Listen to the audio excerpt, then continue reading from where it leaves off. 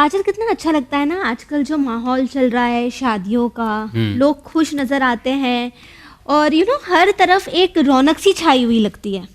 हाँ, बहुत अच्छा लगता है, शादियों में जाना भी अच्छा लगता है और घर में जब शादी होती है तो और ज़्यादा मज़ा आता है, लेकिन अफसोस भी होता है साथ में। अफसोस क्यों? इसका रीज़न है क्योंकि आजकल शादियों के हो जाने के बाद बहुत सारे मसाइल खड़े होने लगे हैं। बिल्कुल ठीक कहा तुमने, मैंने भी बहुत बार देखा है माशरे में। हम देखते हैं कि शादी होती नहीं तो जो रिस्पॉन्सिबिलिटीज़ डाल दी जाती है या जो एक्सपेक्टेशन सेट की जाती है, चाहे बात लड़के की हो या लड़की की हो, तो अब तो उनकी ज़िंदगी शुरू हुई है। लेकिन यहाँ पे बहुत बड़ा मसला ये हो जाता है कि दोनों की अंडरस्टैंडिंग डेवलप नहीं हो पाती है, लेकिन उसमें बहुत सारे ऐसे लोग आ जाते हैं जो प्रॉब्लम क्रिएट कर देते हैं। समझ में नहीं आता ये शादी है या बर्बादी है। कभी कभी तो लोग ऐसा भी कहते हैं कि काश शादी ना किया होता तो बेहतर होता। और इस तरह के प्रॉब्लम्स जिंदगी में आने लगते हैं।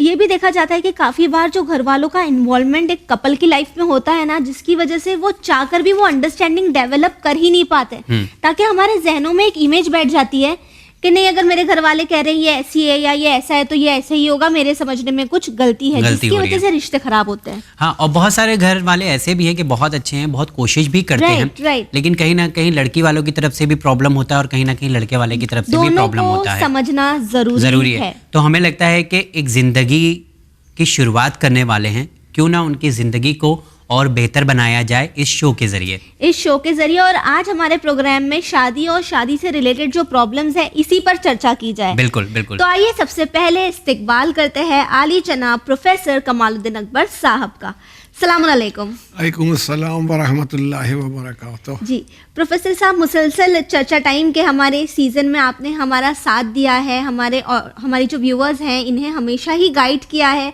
आपकी राय आई एम श्योर हमारे व्यूअर्स फॉलो भी करते हैं। अभी जो सीज़न है ये शादियों का सीज़न है, रजब शाबान के महीने में लोग शादियां करते हैं।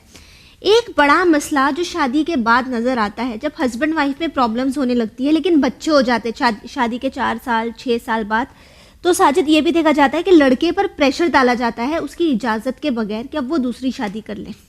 कभी कभी बहू पसंद नहीं आई, लड़की उन्हें अच्छी नहीं लगी। हम लोग प्रॉब्लम बात कर रहे हैं शादी के बाद वाली। जी, बहू पसंद नहीं आई या उन्हें लगता है कि उनके कुछ तौर तरीके हैं जो वो फॉलो नहीं कर पा रही है, तो अक्सर ये सोच लिया जाता है कि इसे हटा दिया जाए, अब दूसरी ले आया जाए। और लड़के पे भी प्रेशर डाला जाता है जबकि बच्चे भी हैं। तो क्या इस तरह का नजरिया जो आज डेवलप हो गया है ये सही है? और पहली बीवी के घर में होने के बावजूद भी उसे बिना बताए घर वाले उसकी दूसरी शादी कहीं ले जाकर करवा देते हैं। बहुत कॉमन है, आज बहुत देखने मिलता है ये मसला।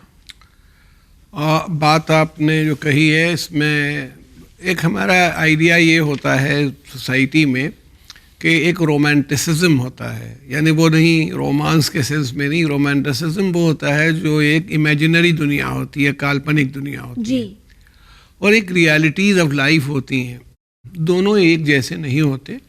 और बात ये होती है कि लोगों के जो एक्सपेक्टेशंस हैं, जो उनकी उम्मीदें हैं, वो इंतहाई गलत होती हैं, क्योंकि वो समझते हैं कि जो लोग बने हैं वो किसी फैक्ट्री में बना के निकाले गए हैं और लाए गए हैं।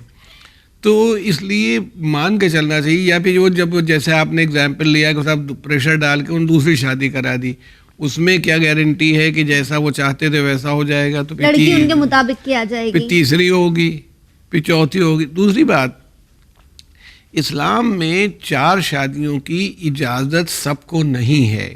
ये बिल्कुल एक गलत तस्वुर है कि 4 शादी जिसका जी चाहे वो 4 शादी एक मर्द कर डाले। ताकि यही कहा जाता है ना साजिद कि हमें तो इजाजत है, हम कर सकते हैं। प्रैक्टिकल पॉइंट ऑफ व्यू से आप देखिए कि अल्लाह ने जितने मर्द पैदा किए होंगे तकरीबन उतनी ही औरतें। तो अगर उतने ही हैं तो अगर 100 मर्द और 100 औरतें हों और 25 मर्द 4-4 औरतों से शादी कर लें तो 75 तो लंडूरे ही घूम रहे होंगे। ये प्रैक्टिकल डिफिकल्टी है। बिल्कुल। जो 2 शादी या 3 शादी की जब इजाज़त जिस सोसाइटी में हुआ करती थी, वो सोसाइटी वो थी जिसमें वॉर्स बहुत होती थी और जवान लोग शहीद हो जाते थे, कत्ल हो जाते थे, तो फिर उनकी बीवियां जो हैं वो बेवा हो जाती थी, उनके बच्चों को कोई परवरिश नहीं कर सकता था।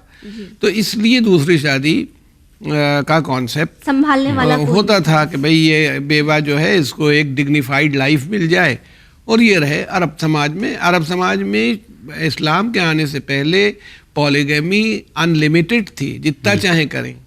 ऐसी पॉलिएंड्री भी थी कि एक औरत जितने चाहे शौहर करे। इस्लाम ने आके पॉलिएंड्री को तो इसलिए अबॉलिश कर दिया कि पेटर्निटी ऑफ द चाइल्ड का पता नहीं चल पाएगा अगर एक से दो बीवियाँ दो शौहर हुए। पॉलीगैमी को रिस्ट्रिक्ट कर दिया। उसमें शर्त क्या लगाई? एक शर्त ये है कि इकोनॉमिकली वो साउंड हो, यानी जो आदमी दूसरी शादी कर रहा है वो इकोनॉमिकली आर्थिक तौर पर इतना साउंड है कि वो दोनों फैमिलीज को सपोर्ट कर सकता है। खाली बीवी को नहीं सपोर्ट हो रही है तो आप कर लो। दूसरी बात, फिजिकली पोटेंट हो कि अगर एक बीवी के बाद दूसरी बीवी है तो दोनों के जज्बात जो हैं या जो जिस मकसद से शादी होती है उसको पूरा किया जा सके, उस शौहर में ये कैपेसिटी हो।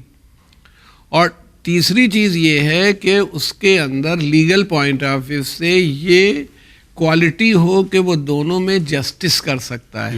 And that is very important अमल की मैदान में। और फिर कुरान ने कहा अगर तुम उनके दरमियान न कर सको जस्टिस तो फिर एक, यानी मतलब वो जस्टिस करने की कंडीशन के ऊपर एक से ज़्यादा शादी करने की इजाज़त दी गई थी। अच्छा, फिर कुरान ने ये कहा, जैसे इन्होंने नीलम साहबा ने अभी आपसे के सामने बात रखी थी, एक बात ये कही कि सब उनको वो लड़की पसंद नहीं आई और ये नहीं आई। अच्छा, पसंद भी वो लड़के को नहीं, घर वालों को नहीं पसंद आ रही है।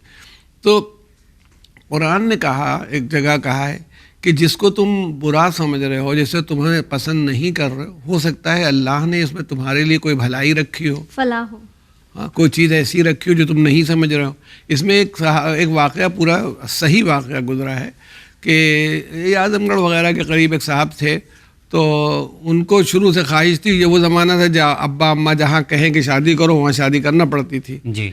तो उनको ख्वाहिश थी कि लड़की बहुत दुबली पतली हो, ये हो, जैसे ये। तो अच्छा, ये हुस्न और इसका जो मेयार है, अगर आप स्टडी करें हिस्ट्री में तो ये बदलते रहे हैं। ये हमेशा ही नहीं था कि दुबला पतला ही होना, अपीयरेंस में हो सकता है कभी मोटा होना वो हुस्न में रहा हो, कभी हज़ारों उसमें है इमेजिनेशन। फैशन की तरह जैसे कपड़ों में फैशन बदल जाते हैं और पैंट के पायचे कम और ज़्यादा होने लगते हैं, ये सिर्फ यानी इमेजिनेशन। अब उन नीग्रोज जो हैं, काले लोग जो हैं, उनको गोरी लड़कियां क्यों पसंद आएंगी? नेचुरल है कि वो काले हैं, उनको काली। वो तो अगर कोई लड़की नीग्रेस लड़की होती है, वो गुड़िया भी बनाती है तो उसको तारकोल से भी काला पोत देती है, क्योंकि उसने तो यही कलर देखा है, उसको यही पसंद है। तो उन्होंने बेचारे ने, उनकी ख्वाहिश थी, मगर अब्बा अम्मा ने पसंद की, तो एक मजबूत किस्म की लड़की से उनकी शादी हो गई। कुछ दिनों बाद एक्सीडेंट हुआ, वो गिर पड़े।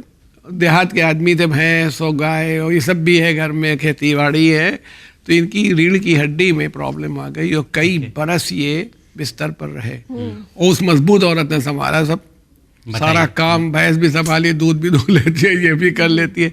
तो उन्हें रियलाइजेशन हुआ कि जिसको वो ख़राब समझ रहे थे, अल्लाह ने उसी में अच्छाई रखी थी। अगर कोई इस तरह कमज़ोर औरत होती तो वो इस काबिल ही नहीं होती कि ये काम कर सके। इसलिए पता नहीं उसमें क्या बात रखी गई है, उसमें क्या क्वालिटी है, आप नहीं जानते। तो दूसरी बात, एक तो ये बहुत गलत तस्वुर है कि ये समझना है कि हम कर सकते हैं, हमारे पास ये इजाज़त है, बल्कि ये कि अपने को इम्तिहान में डालना भी ये खतरनाक है। इस घर वाले गलत कर रहे हैं, सरासर गलत, बिल्कुल बिल्कुल गलत, वो भी बीवी, क्योंकि आज को बिना बताए। जो आप बॉम्बे में जो बात कह रहे हैं हो रही है इस तरह के, बॉम्बे में मैं तो नहीं समझता कि आमतौर पर लोगों के इतने बड़े मकानात हैं कि वो एक साथ अगर दो बीवियाँ हों तो उनका पूरा सेटअप अलग होना चाहिए। यानी कोई एक ही किचन में धींगा मुश्ती हो रही है, ये नहीं है, किचन अलग हो, खाना अलग हो, ऐसे नहीं होता है। बल्कि हमारे इलाहाबाद हाई कोर्ट का केस है, 1964 का केस है, इतवारी वर्सेस असगरी, मुस्लिम लॉ पर केस था। उसमें जस्टिस धवन ने कहा था कि cruelty is cruelty, neither it is Muslim nor Hindu. मतलब अगर किसी को, हाँ, तो उन्होंने कहा था कि second marriage is cruelty to the first wife.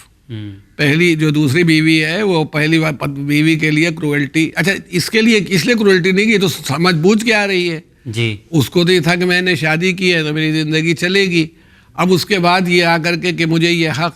अच्छा, इस तरह के लोग जितने होते हैं, ये नहीं कि ये बड़े दीनदार लोग होते हैं, इन्हें अल्लाह का हुक्म कहीं पर नज़र नहीं आता, सिर्फ शादी में नज़र आता है। हाँ, कि मेरे पास ये हक है कि मैं, तुम्हारे पास ये हक है तो तुम्हारे पास जिम्मेदारियां क्या हैं वो भी देखो ना। राइट कॉन्शियसनेस होने से ज़्यादा एक समझदार आदमी को ड्यूटी कॉन्शियस होना चाहिए कि मेरा फरीज़ा क्या है, मेरी ड्यूटी क्या है।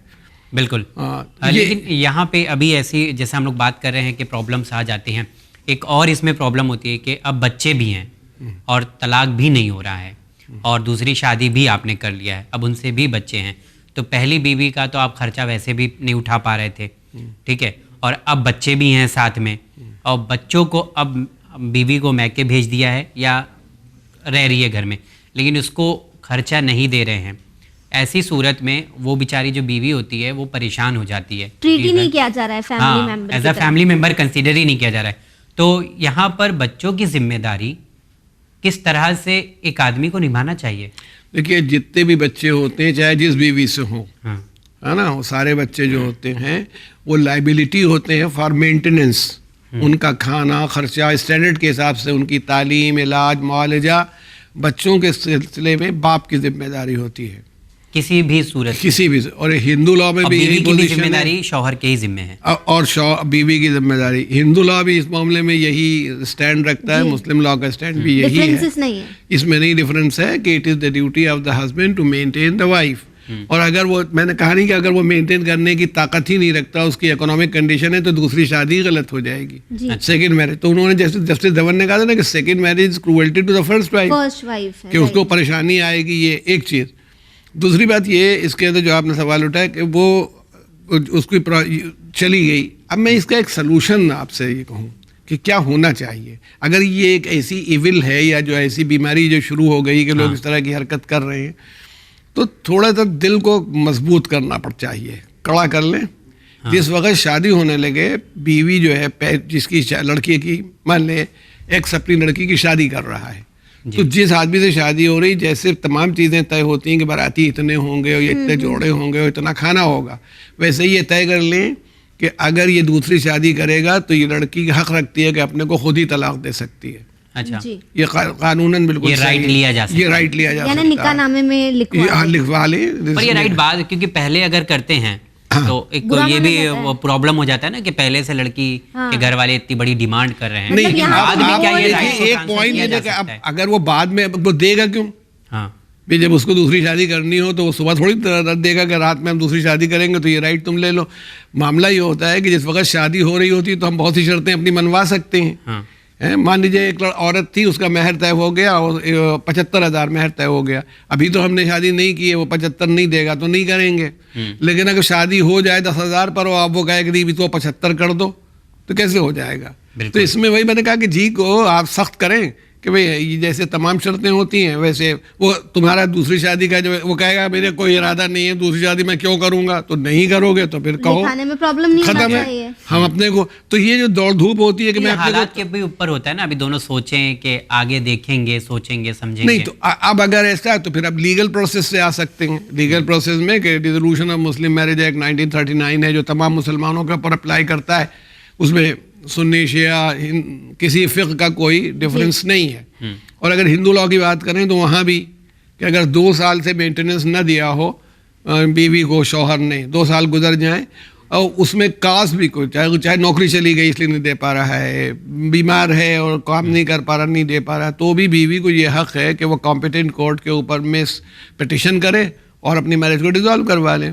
अच्छा, यानी औरत और बच्चों के सब डिमांड कर सकती है। 125 से आरपीसी में भी ये प्रोविजन मौजूद ये होती है ना कि अगर हम डिमांड भी कर देंगे फिर समाज इसे एक्सेप्ट कहाँ करेगा? बहुत सारे लोग चाहते हैं कि हो जाए, चलो झेलने से क्या फायदा, 8-8, 9-9, 10-10 साल हो गया है, तलाक नहीं हो रहा है, बीवी ऐसे ही है और ये अपना एंजॉय कर रहे हैं। ये भी कहा जाता है कि अच्छी लड़की वही होती है जो बर्दाश्त कर कर चीजों को ले ले, ये भी कहा जाता है कि घर में तो रखा है। देखिए ये खराबी हमारे इस माशरे और समाज की है। आप फिल्में, ड्रामे, नावल, कहानियाँ, उसमें औरत की वफादारी यही समझी जाती है कि वो पिटती रहे और शौहर का साथ दे, और शौहर की मर्दानगी इसमें समझी जाती है कि वो पीट पाट के रखे जी। ये एक मिजाज बनाओ। फिल्मों में भी यही है, कोई शराब पी के शौहर आ रहा है और ठोकर मार रहा है बीवी को, हिंदू सोसाइटी में भी यही है। मगर देखिए बहुत ही ख़राब है। जैसे विडो की रीमैरिज हिंदू लॉ में नहीं होती थी। राजा राम मोहन राय के ज़माने में ये बाकायदा हिंदुओं ने तहरीक चलाई, और उस वक्त जो ऑर्थोडॉक्स हिंदू सेंट्स थे वो इसके बहुत ख़िलाफ़ थे कि औरत की शादी तो एक ही बार होती है, जन्म जन्मांतर का साथ होता है। ब्रिटिश पीरियड में ये लॉ बना विडोज रीमैरिज का। तो अब जब बन गया तो विडो रीमैरिज कर सकती है, तलाक भी हो सकती है, रीमैरिज भी हो सकती है। लेकिन जब तक नहीं बना था तब तक ये औरत का दूसरी शादी करना और क़यामत की बात है।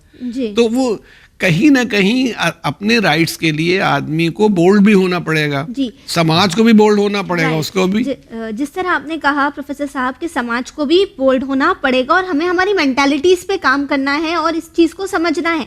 तो यहाँ साजिद ने जो कहा कि जिस तरह औरत को साथ में रखकर उसके साथ इतनी ज्यादतियाँ की जाती है, इतना उसे परेशान किया जाता है, तो वहीं हम ऐसे केसेस भी देखते हैं माशरे में कि शादी हो जाती है, बच्चे हो जाते हैं और फिर औरत को घर से बेदखल कर दिया जाता है, निकाल दिया जाता है, कोई बहाना देकर उसे अपने घर भेज दिया जाता है, मायके भेज दिया जाता है और फिर भूल जाते हैं कि हमने भेजा है। तोहमतों का हार भी पहनाया जाता है। तोहमतों का हार पहनाते हैं, उस पर इल्जामात लगाते हैं, माशरे में उसका नाम बदनाम करते हैं कि फलां ने ये कहा, ये किया। तो इस तरह की सिचुएशन में जब लड़की को आप डिवोर्स नहीं दे रहे हैं, आपने उसे अपने घर भेज दिया है और आपने उसका नाम बदनाम कर दिया, तो अब किस तरह से हल निकाला जाए? नहीं, देखिए एक चीज़ है कि जब समाज के अफराद जो यूनिट्स हैं जिनसे कोई सोसाइटी बनती है वो खुद ख़राब हो जाते हैं, यानी अब हम वहीं से बात शुरू करेंगे कि जब तक अल्लाह का खौफ बंदे में नहीं होता कोई सिस्टम या लॉ कंट्रोल नहीं कर सकता। सबसे बड़ा कंट्रोल ये होता है कि इंसान अल्लाह से डरता हो कि हमें कहीं इसके लिए जवाबदेह होना है, हम रिस्पॉन्सिबल हैं इसका, खौफ इलाही होना चाहिए, ये होना चाहिए। अगर ये होगा तो तोहमत भी नहीं लगाएगा, कि इल्ज़ाम नहीं लगाएगा, अगर ये होगा तो ज़्यादती नहीं करेगा, अगर ये होगा तो ख्याल करेगा। अच्छा देखिए बात, ये सब करने के बाद असल में वो खुद भी इस तरह का आदमी है कि उसे अपनी इज्जत की कोई परवाह नहीं है जी। अगर आप पता लगाएंगे, क्योंकि जो वो तोहमत लगा रहा होगा सब बिलीव भी नहीं कर रहे होंगे, उसको सब जानते होंगे कि इस टेम्परामेंट का आदमी है, इस मिजाज का आदमी है। एक चीज़ ये। दूसरी चीज़ वही मैंने कहा ना, मुआशरे की दुरुस्तगी को भी देखिए। ये जो दूसरी औरत उससे शादी कर रही है ये भी आखिर किसी यूनिट ऑफ फैमिली से आ रही है, वो क्यों कर रही है? उसकी एक बहन सफ़र कर रही है, ये क्यों कर रही है? जैसे मिसाल के तौर औरत पर मौलाना डॉक्टर करमसाद साहब बड़ी दिलचस्प बात कहते थे आप किसी जगह जाइए, औरत पर या बहू पर या दुल्हन पर किसी की जो जुल्म होता है उसमें औरत ही इन्वॉल्व होगी जी। तो यानी दूसरी जो शादी करने वाले हैं तो उसको स्टैंड लेना चाहिए। ये तुम जब इस तरह का आदमी है तो तुम सेल्फिश हो रहे हो। अगर तुम्हारी लड़की से पहली शादी हुई होती तुम कैसा फील करते इस मामले में? लेकिन ये भी कहा जाता है साजिद, देखा भी होगा तुमने कि पहली शादी तो एक अच्छे घर की लड़की से देखकर करवा लेंगे जो काफी अमीर हो, पढ़ी लिखी हो, एक बहुत अच्छा बैकग्राउंड रखती हो। लेकिन अब जब दूसरी शादी करवाना है तो जानबूझकर ऐसी लड़की तलाश की जाती है जो गांव की हो, ताकि कंट्रोल में, गरीब हो। गांव और शहर की बात नहीं है, बात है कि एक ऐसी लड़की हो जिसका अपना कुछ पॉइंट ऑफ व्यू ना हो, ताकि वो स्टैंड ही नहीं ले पाए। ताकि अब ये देख चुके होता है कि जो पढ़ी लिखी होती है वो कुछ ना कुछ तो कहेगी और अब ये है, ये हमारे मुताबिक चलेगी। और उस लड़की को तो शायद पता भी नहीं होता कि पहली वाली के साथ हुआ क्या है, और अक्सर यही बताया जाता है कि उसने फला चीज़ें की इसीलिए उसे भेज दिया गया। नहीं तो देखिए इसमें हमारे पास आपके इशू में कई चीज़ें हैं, यानी उस औरत के एक मेंटेनेंस का सवाल है और बच्चों के मेंटेनेंस का सवाल है। दूसरा प्रॉब्लम ये है कि उसकी दूसरी शादी हो रही है, उसको हटाया जा रहा है, घर से बेदखल किया जा रहा है। इसमें थोड़ा सा जो जैसे समाज पे तो खाली वही लोग तो नहीं है ना जी। कोई भी मुसलमान अगर से कर सकता है कानूनन, मगर अपनी शादी खुद ही नहीं करता जी। एक मौलाना साहब होते हैं, आपके यहाँ तो 2 मौलाना होते हैं, एक इधर से एक उधर से, वहाँ भी 2 मौलाना होते हैं, बरादरान अहले सुन्नत में भी होते हैं, वो इधर से होते हैं। और ये दोनों बैठते हैं और तय करते हैं भाई निकाह है, इतना महर है, फलां की लड़की है, वो सब करते हैं। तो वो क्यों नहीं, उनकी रिस्पॉन्सिबिलिटी है, वो तैयार होंगे, निकाह हम तब पढ़ेंगे जब ये शर्तें मानोगे, नहीं तो हम पढ़ते ही नहीं। हम नहीं पढ़ते। जाओ पूरे बम्बई में घूम आओगे तुम्हें निकाह पढ़ने वाला नहीं मिलेगा। हमारा एक ऑर्गेनाइजेशन है, हमारी निकाह की शर्त ये कि आप दूसरी शादी के लिए करेंगे तो उसका जेन्युइन रीज़न होना चाहिए और अप्रूवल होना चाहिए बोर्ड से। हाँ, ये तो भाई क्यों बोर्ड से, या तो आप दूसरी शादी करेंगे तो बोर्ड खुद फैसला कर लेगा कि अगर ज्यादती है तो ये तो मियां बीवी का मामला है, उसमें बोर्ड क्या करे? नहीं तो यदि बोर्ड को देखिए जो इविल्स होती हैं जो खराबियां होती हैं फिर उनको दूर करने के लिए कोशिश होती है। एक ज़माने में मिसाल के तौर पर चेचक का टीका नहीं था, चेचक निकलती थी लोग मर जाते थे। जी। जब चेचक बीमारी के तौर पर फैली तो चेचक का टीका आया, टीबी बढ़ी तो बीसीजी का टीका आया, तो समाज पोलियो ड्रॉप्स आए। तो समाज की जो कोई खराबी होती है तो उसको दूर करने के लिए जो बेटर पोजीशन पर हैं लोग उनको करना पड़ता है। अब देखिए आप इस वक्त चर्चा टाइम में इस इशू को, जो कि आपका एक चैनल है जो ह्यूमैनिटी की खिदमत के लिए है, वो कोशिश क्यों कर रहा है? उसका एफर्ट इसीलिए है कि ये इसमें कोई तब्दीली आए और जो इसका नेगेटिव इफेक्ट है ख़त्म हो जाए, पॉजिटिव इफेक्ट इसके अंदर आए।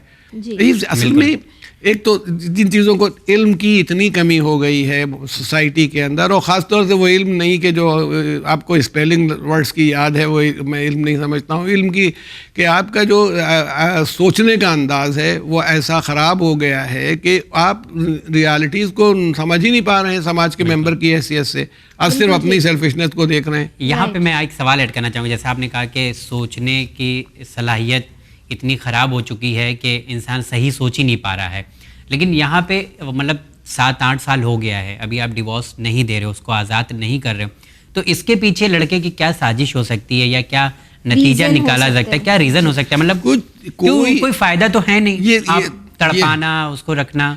ये रीजनेबल आदमी था ही नहीं तो उससे रीजन कहाँ तलाश करेंगे हम? ये तो अनरीजनेबल आदमी था जिसने ऐसी हरकत की। आपको ऐसा क्यों लग रहा है कि ऐसी साजिश होती क्यों है कि मतलब 6, 7, 8 साल 10 साल? हम जब हम जो होते हैं, हमको एक तो ये कि टीज करना, हम खुद इस मिजाज के आदमी हैं, जिंदगी के साल निकल गए। दूसरे के ये कि किसी आदमी ने हमारे ऊपर इस तरह की यानी प्रीचिंग की है, इस तरह सिखाया है कि ये करना चाहिए, या ये कि हम तो इंतकाम लेकर रहेंगे, हम रिवेंज लेके रहेंगे, ये सारे जज्बात थे, नेगेटिव इन्फ्लुएंस। हाँ, और ये अपनी शैतान तो कोई न कोई इंस्ट्रूमेंट बनाता ही है, कभी वो अम्मा को बना देगा, कभी नंद को बना देगा, कभी किसी को बनाएगा।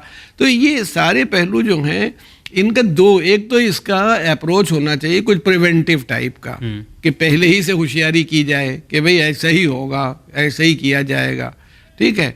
अब देखिए हमारे ट्रिपल डाइवोर्स का मसला बहुत हंगामा बनता था, और 2019 में इंडियन पार्लियामेंट ने लॉ बनाया 2019 मुस्लिम वेमेन एक्ट 2019 में आ गया लॉ।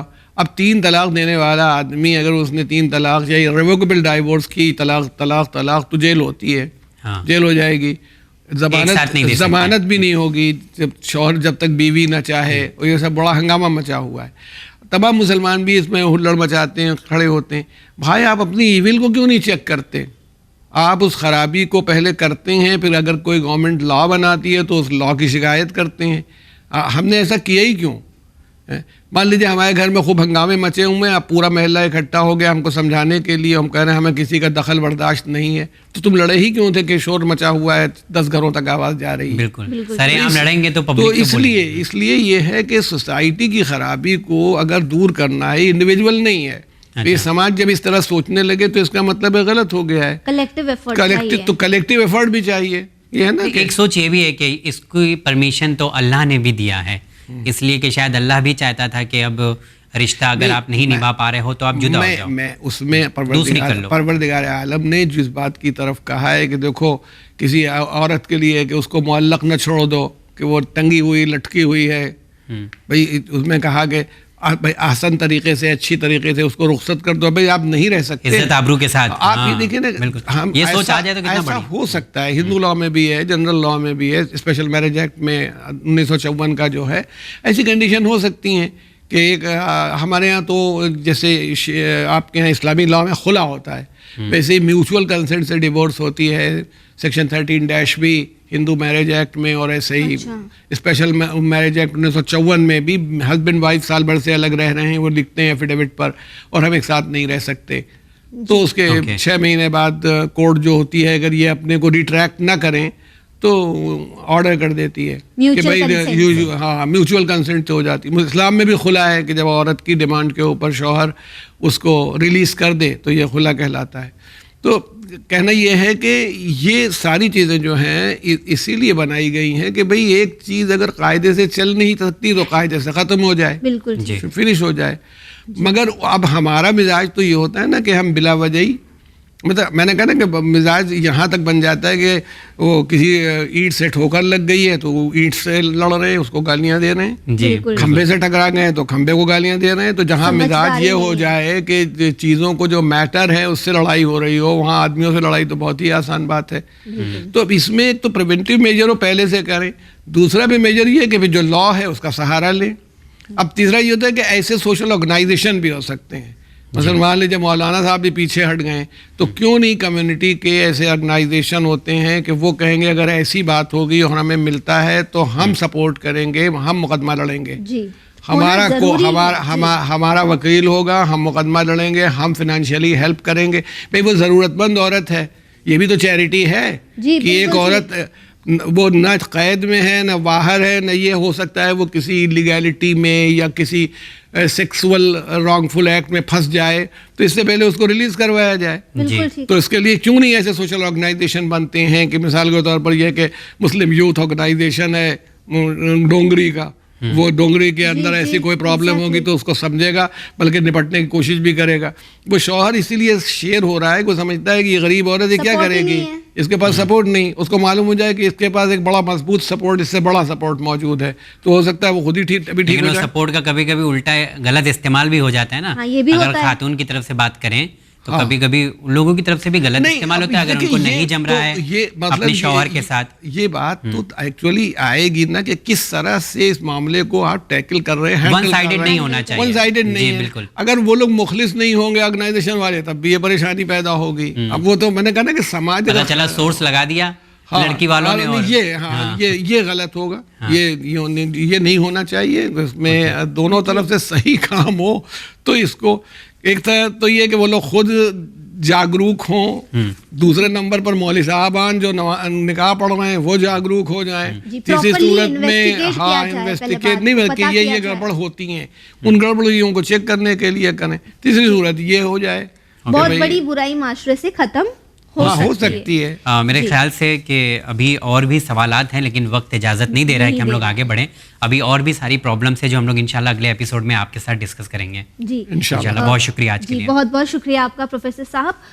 आखिर में हमारे व्यूवर्स से हम यही कहना चाहेंगे कि जिस तरह प्रोफेसर साहब ने हमें बताया कि जब अपनी बच्चियों की, अपनी लड़कियों की आप शादी तय करें तो निकाहनामे में कुछ शर्तें पहले से ही लिखवा दें ताकि आगे जाकर प्रॉब्लम्स ना हो। दूसरी बात, एज अ सोसाइटी हमारी जो कम्युनिटी के हेड्स है जो इन पोजीशन पे है कि जो डिसीजन ले सकते हैं, जो मसलों को हल कर सकते हैं, आगे आकर इन्हें ऐसे ऑर्गेनाइजेशंस बनाने की ज़रूरत है जो इन मसलों पर काम कर सके ताकि कोई भी मजबूर इंसान, परेशान इंसान का सपोर्ट बन सके।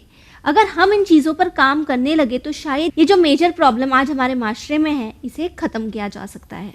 साथ ही साथ आप तमाम लोगों से गुजारिश करना चाहूँगा बराए करम कि रिश्ता एक ऐसा, जब शादी के बंधन में हम लोग जुड़ते हैं तो ये एक ऐसा नाजुक रिश्ता होता है शुरुआती दौर में कि हल्का सा तनाव पड़ने पर ये टूट जाता है, ये बिखर जाता है। तो जो लोग हमारे आसपास होते हैं इस रिश्ते को मजबूत कर सकते हैं। तनाव अगर आ रहा है रिश्ते में तो उसे मजबूती हम दे सकते हैं।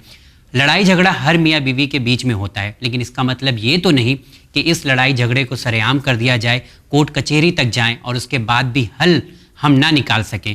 क्यों? सिर्फ इसलिए कि अगर तुमने ऐसा किया है तो मैं इसका सिला तुम्हें इसी दुनिया में दूंगा, तुम्हें तड़पा तड़पा के रखूंगा या तड़पा तड़पा के रखूंगी, या ऐसे केस में फंसा दिया जाएगा कि लोग ज़िंदगी भर उलझ कर रह जाएं लेकिन इसका सलूशन कुछ नहीं निकल आता। तो बराए करम आप तमाम लोगों से गुजारिश है कि अगर शादी के जोड़े में आप बंध जाते हैं उसके बाद लड़ाई झगड़ा हर मियाँ बीवी के दरमियान होता है तो इसे एक खुशी खुशी लें और जो ज़िंदगी में उतार चढ़ाव होते हैं उसे बर्दाश्त करने के लिए अपने अंदर थोड़ा सा ताकत को बढ़ाना पड़ेगा। देखते रहिए चैनल विन। इजाज़त दीजिए मुझे हमारी टीम के साथ। बहुत बहुत शुक्रिया।